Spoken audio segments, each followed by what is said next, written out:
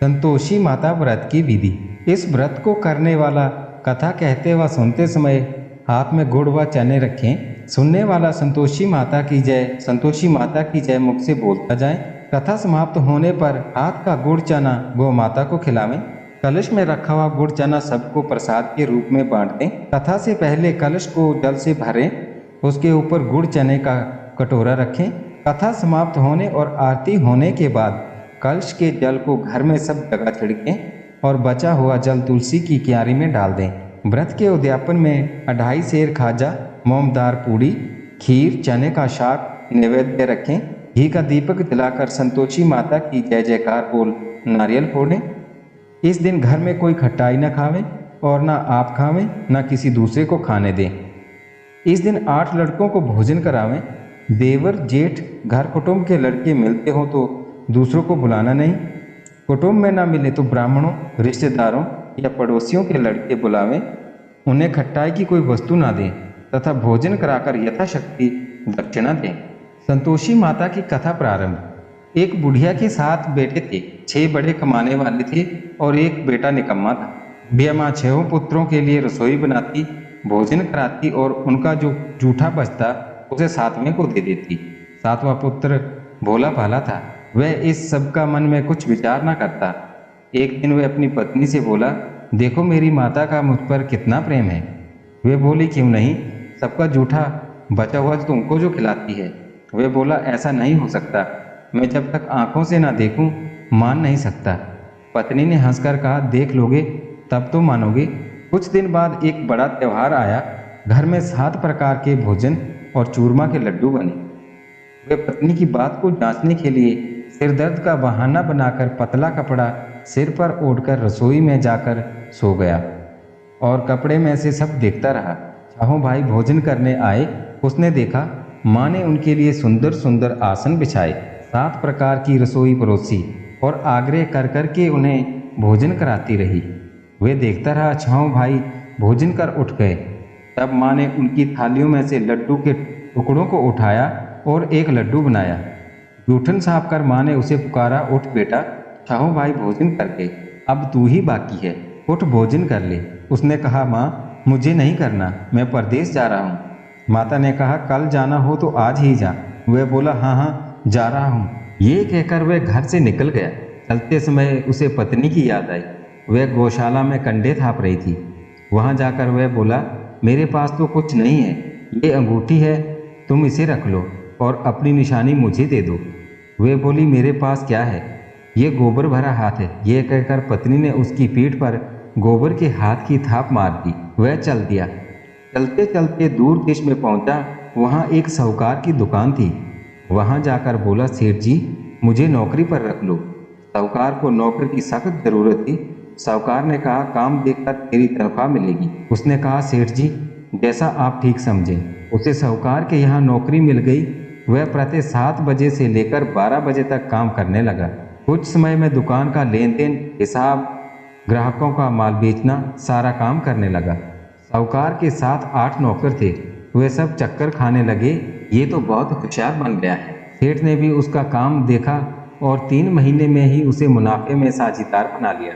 परिश्रम करते करते 12 वर्ष में ही वह नगर का नामी सेठ बन गया और सेठ अपना सारा कारोबार उस पर छोड़कर बाहर चला गया। इधर उसकी पत्नी पर क्या बीती वे सुने। सास ससुर उसे दुख देने लगे।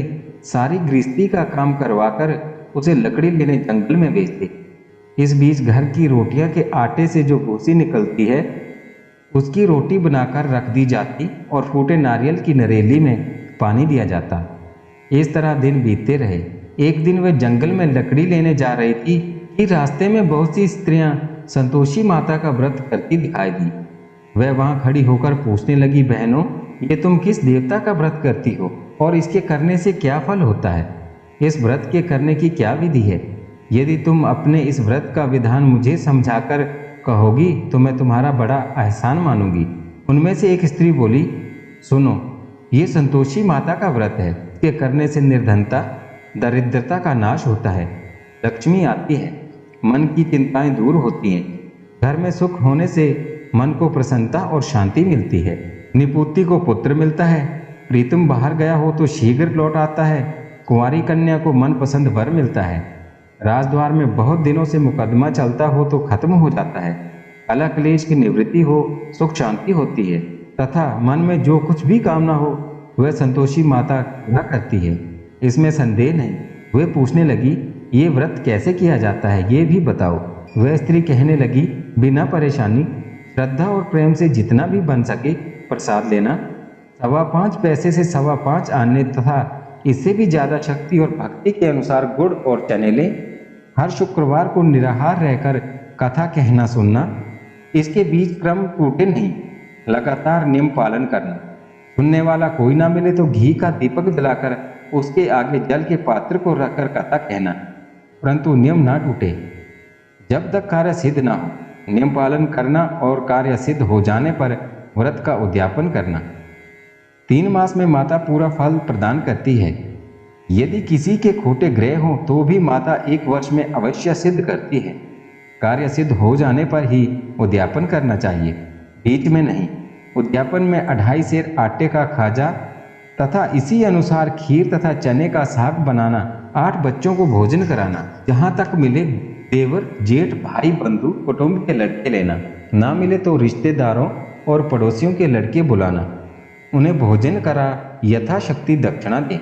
माता का नियम पूरा करना, उस दिन घर में कोई खटाई ना खाए। ये सुन वह वहाँ से चल दी। रास्ते में लकड़ी के बोझ को बेच दिया और उन पैसों से गुड़ चना लेकर माता के व्रत की तैयारी कर आगे चली। सामने एक मंदिर देख लोगों से पूछने लगी, ये मंदिर किसका है? सब कहने लगे, ये संतोषी माता का मंदिर है।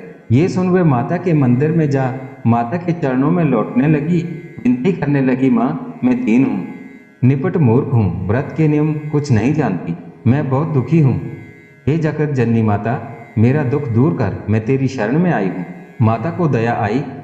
एक शुक्रवार बीता कि दूसरे शुक्रवार को ही उसके पति का पत्र आया और तीसरे शुक्रवार को उसका भेजा हुआ पैसा आ पहुंचा। ये देखकर जेठानी मुंह सिकोड़ने लगी, इतने दिनों बाद इतना पैसा आया, इनमें क्या बढ़ावा है?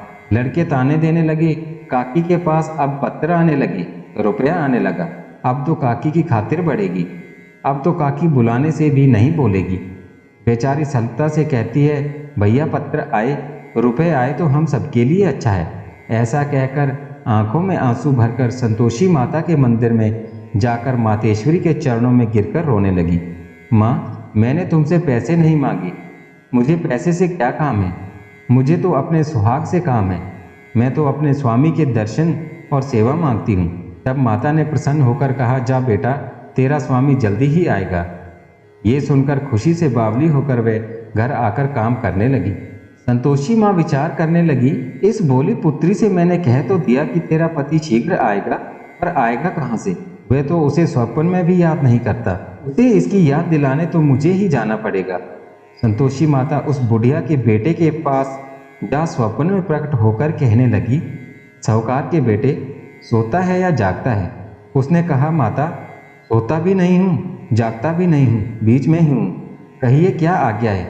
माँ ने कहा, तेरा घर बार है या नहीं?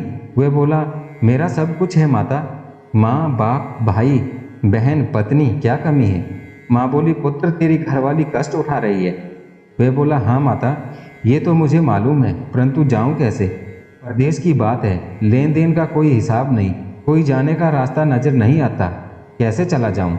माँ कहने लगी, मेरी बात मान, सवेरे नहा धोकर संतोषी माता का नाम ले, घी का दीपक जला दंडवत कर और दुकान पर जा बैठना।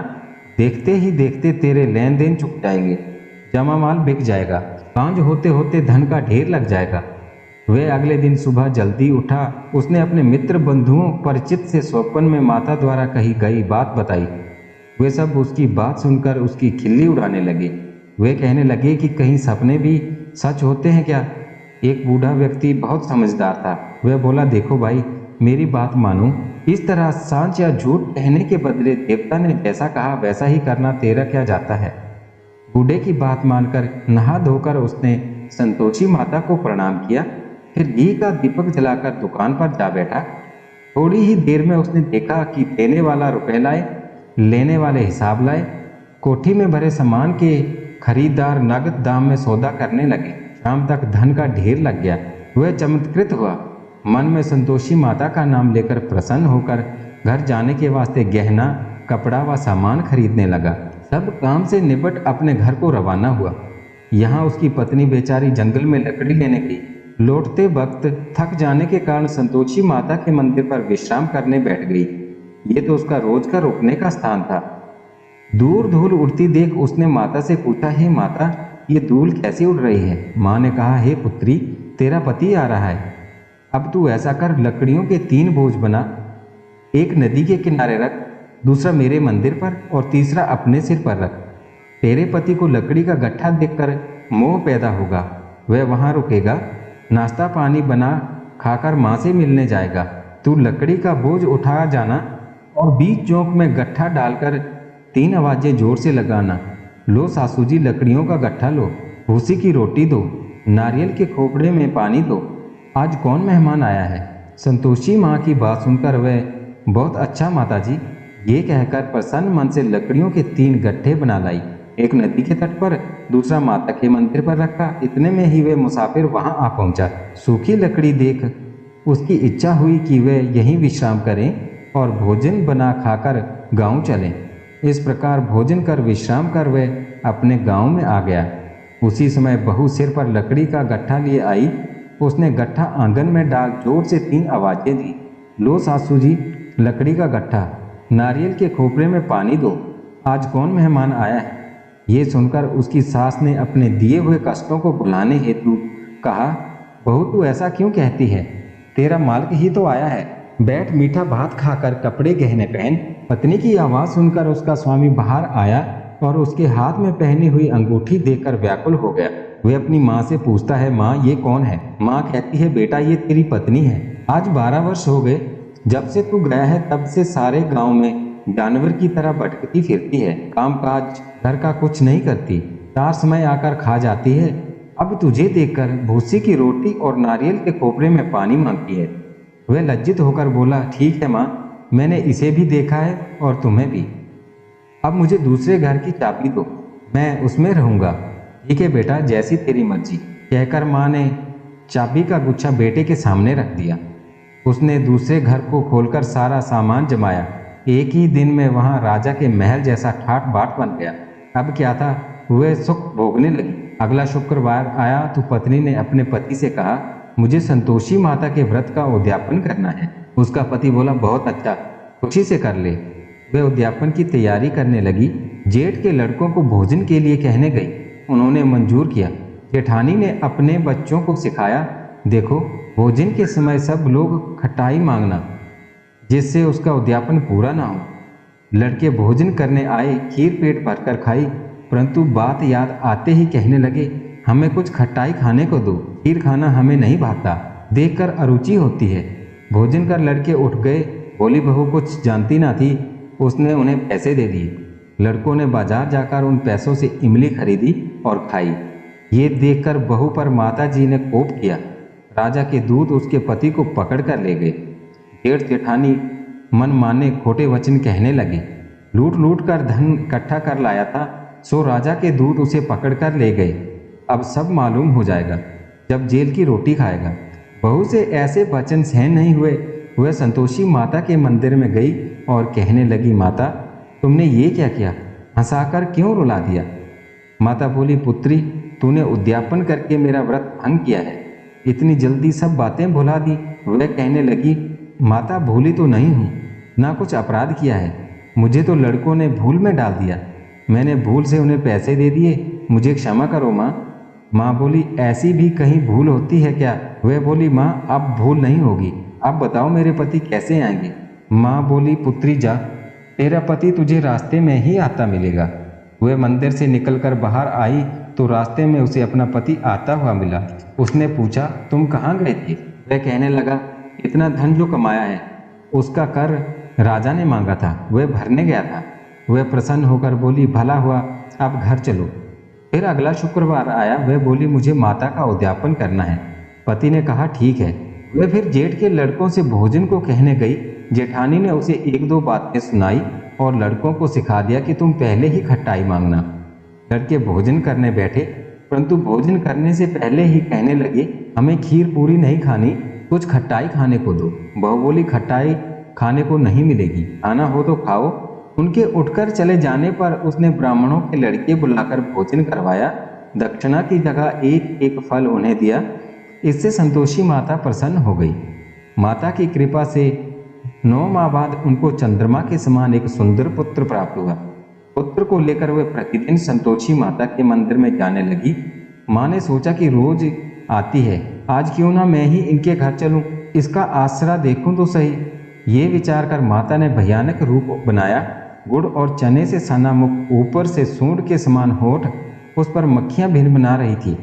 दहलीज में पैर रखते ही उसकी सास चिल्लाई, देखो रे, कोई चुड़ैल डाकनी चली आ रही है, लड़कों इसे भगाओ नहीं तो हम सबको खा जाएगी। लड़के डरने लगे, चिल्लाकर खिड़की बंद करने लगे। बहू रोशनदान से देख रही थी, संता से पागल होकर चिल्लाने लगी, आज मेरी माता मेरे घर आई है। यह कहकर दूध पीते बच्चे को गोद से उतार दिया। उस पर उसकी सास क्रोध में भरकर बोली, अरे इसे देखकर कैसी उतावली हुई, जो बच्चे को पटक दिया। इतने में माँ के प्रताप से जहाँ देखो वहाँ लड़के नजर आने लगी। बहू बोली, माँ जी, मैं जिनका व्रत करती हूँ ये वही संतोषी माता है। इतना कह उसने झट से घर के सारे किवाड़ खोल दिए। सबने माता के चरण पकड़ लिए और विनती कर कहने लगे, हे माता, हम मूर्ख हैं, अज्ञानी हैं, तुम्हारे व्रत की विधि हम नहीं जानते, तुम्हारा व्रत भंग कर हमने बड़ा अपराध किया है। हे माता, आप हमारे अपराधों को क्षमा करो। इस प्रकार बार बार कहने पर संतोषी माता प्रसन्न हुई। इसके बाद उसकी सास कहने लगी, हे संतोषी माता, आपने बहू को जैसा फल दिया वैसा सबको देना। जो ये कथा सुने या पढ़े उसका मनोरथ पूर्ण हो। बोलो संतोषी माता की जय। तो ये थी संतोषी माता व्रत कथा। अगर आपको कथा अच्छी लगे तो कृपया चैनल को सब्सक्राइब करना और वीडियो को लाइक और शेयर करना।